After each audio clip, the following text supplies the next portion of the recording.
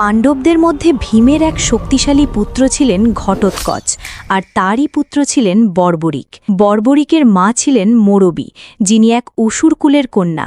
বর্বরিকের জন্মের সময় চারপাশে যেন এক অদ্ভুত শুভ পরিবেশ তৈরি হয়েছিল। তার মাথা ভর্তি ঘন চুল ছিল, সিংহের কেশরের মতো। এই কারণেই তার নাম রাখা হয় বর্বরিক। ছোটবেলা থেকেই সে মায়ের প্রতি গভীর ভক্তি ও ভালোবাসা রাখত। তার মা তাকে একটি বিশেষ উপদেশ দিয়েছিলেন, যেখানে দেখবে কেউ দুর্বল সেখানে তার পাশে দাঁড়াবে। বর্বরিক সেই প্রতিজ্ঞা হৃদয়ে ধারণ করেছিল। কৈশোরে কঠোর তপস্যায় সন্তুষ্ট হয়ে মা দুর্গা তাকে 3টি অলৌকিক বাণ প্রদান করেন। এই 3টি বাণের ছিল ভিন্ন ভিন্ন ক্ষমতা। একটি লক্ষ্য নির্ধারণ করে, একটি শত্রু চিহ্নিত করে, আর তৃতীয়টি সমস্ত শত্রুকে বিনাশ করতে সক্ষম।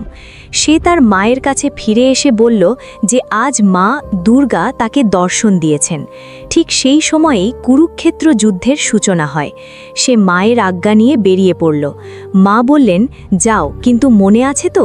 সে বলল, হ্যাঁ, মনে আছে। যে হারবে আমি তার পক্ষে লড়ব। সে পথ চলতে চলতে সবার কাছেই জানতে চাইছিল যুদ্ধ কোথায় হচ্ছে, কে জিতছে আর কে হারছে।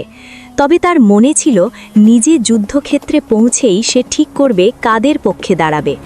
এই খবর পৌঁছাতেই ভগবান শ্রীকৃষ্ণ বুঝতে পারলেন, যদি বর্বরিক এই যুদ্ধে অংশ নেয় তবে এর কোনো শেষ থাকবে না।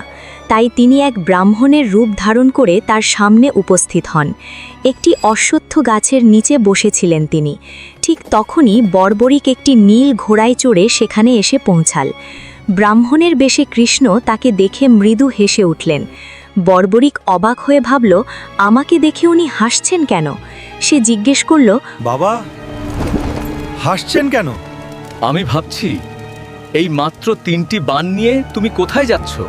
পরের অংশ দেখতে কমেন্টে লিখুন পার্ট 2।